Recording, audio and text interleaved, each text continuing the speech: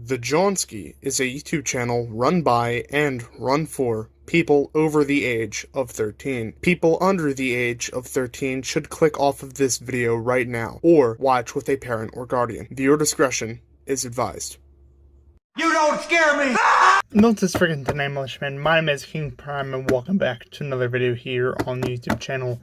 Today we're going to be taking a look at another Jazwares World of Halo action figure, that being the Jazwares World of Halo Noble 6.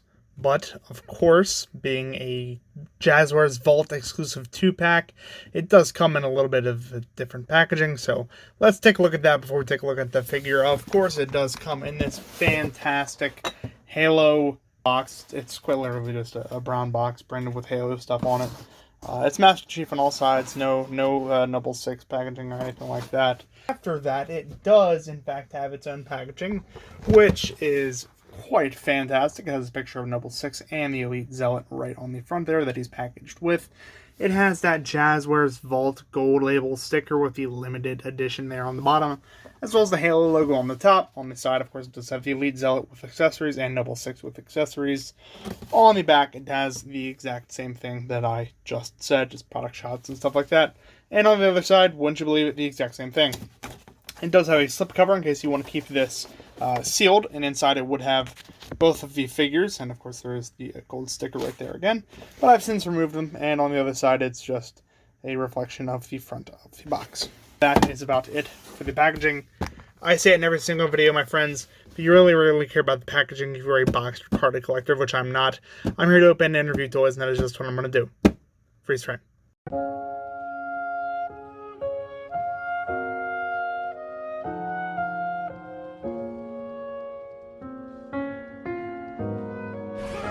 Freeze frame on freeze, and here is Noble 6 out of the packaging.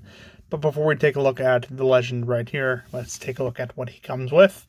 He does not come with very much, just simply an MA-37 assault rifle. This is a mostly undetailed piece. Of course, it has the yellow stripe on the top there, and a lot darker gray on the bottom side of the rifle around the furniture down there with the thumb hole grip and the foregrip there. It has a peg hole there on the other side so that you can, of course, plug it into Noble 6's back and have it be on magnetic lock on his back. Or you could take it off and have 6 hold it like so. Put it in sideways, pull up, and get his thumb into the thumb hole.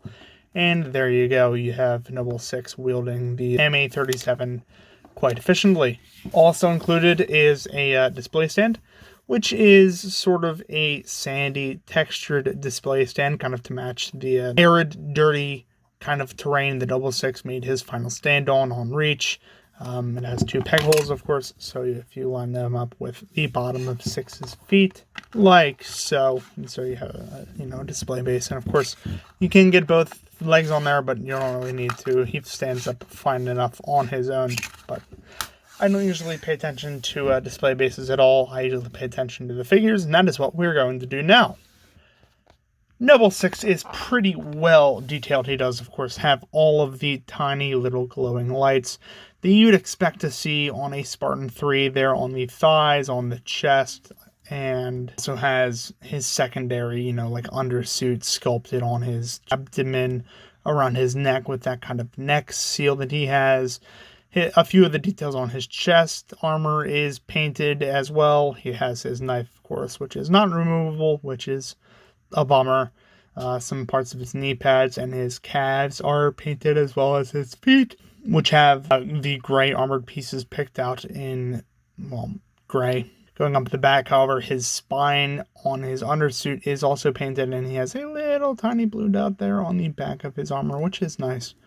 Of course, his head, his helmet, I should say, is perfectly painted with a sort of two-toned silver and bronze visor, which is absolutely fantastically sculpted there. He also has the attachments. Not quite sure 6 actually is supposed to have. I'm pretty sure his helmet's supposed to be just a normal Mark 5B, and having this this additional piece here might be a piece of customization. I'm not entirely sure there, but This is the gray Mark 5B that we expect Noble 6 to be, and it works for that purpose, but that's interesting. I'll have to look into that, or if you know why it's like this, leave it in the comments. I'm always curious to know. But before I talk too much about the detail, let's talk about the articulation. Noble 6's helmet is extremely tight. It has a hinge joint at the neck there. You can see it right in there, but it is extremely tight, and I would not recommend forcing it. Don't ask me how I figured out why you shouldn't.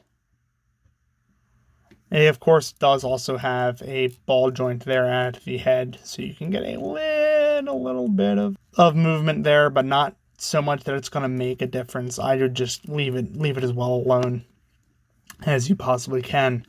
He does have a full range of motion at the shoulders, and it can go all the way out 90 degrees as well as all the way around. There is no hindrance from any shoulder pads or anything like that because 6 doesn't have them. He has an elbow bend, which goes about 90 degrees. Yeah, I'd say that's about 90. And of course doubles as a swivel. And he does also have a wrist rotation and an in and out joint at both wrists. We both know, me and you, the single viewer watching this, knows that we're never going to get any kind of special articulation at his wrists. It's just always going to be an in and out joint for as long as we live. He does have a diaphragm joint as well in there, a ball joint that we've seen on a couple of figures. It's no different here for 6. And he does have just a tiny little wiggle there at the waist proper. Not so much to make a difference, but there is something there. He has, and mind the angle here, ball jointed hips, so you can get a pretty good range of motion at the hips. However, because of the way the thigh armor is sculpted, it does kind of get caught up. As you can see, there's a cutout here so that you can actually get some good movement in there, like so. So you can get a full kick forward. You can't really get anything back because, of course, the Noble 6 has the dumpy and about that far out. He has a upper thigh swivel, which is nice to see, as well as the common Jazwares double jointed knee, which is fantastic. His knee pad also sticks down there, so if you want to get him in a kneeling pose, his knee pad is firmly on the ground. He does also have a toe down and toe up, as well as a fantastic ankle pivot. So overall, believe it or not, Noble 6 has some pretty good articulation, especially for a Jazwares figure. But that is enough about the articulation. Let's get some other figures in here to compare Noble 6 to. Freeze frame. Shit. Are you okay? My AirPods. Are you for fucking real right now? Don't shout at me. I don't like it when you shout. You don't need your fucking AirPods. Yeah, actually, I do need them. Why? I'm not getting on a 2-hour Pelican ride without my playlist. We're getting on an escape pod. Same thing. It is not the same. Attention, Pillar of Autumn. This is Captain Keyes. If no one wants these AirPods, I'm just gonna, keep them. That motherfucker. What the fuck is going on? Freeze frame on freeze. Here is Noble 6 next to our previous Jazwares World of Halo review. Spartan Lock. As you can see, Noble 6 has him by a little bit. Here he is next to a Vitruvian Hax skeleton, who, as you can see, 6 is much larger than. And here he is next to a Mandalorian of my own design. As you can see, Noble 6 being a Halo figure and also being a Spartan 3 towers over pretty much everyone. I'm sure if I were to get John in here, John would be taller than him, but as of current, Noble 6 is the king.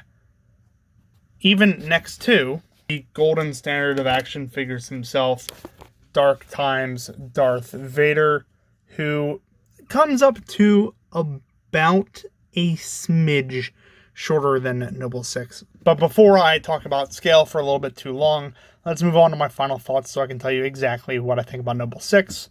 Freeze frame. Hey, Johnson.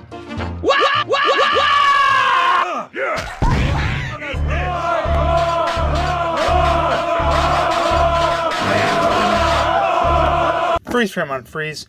So overall, it is so fantastic to finally be getting Noble 6, the titular, well, not exactly titular, but the main character of Halo Reach.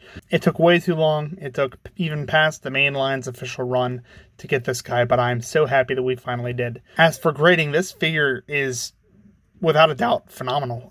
If there's one thing that I can really nitpick about him is that he's way too clean to be a Spartan 3 from Halo Reach, because every single Spartan 3 in that game has super heavy weathering on their armor, and 6 just isn't weathered at all.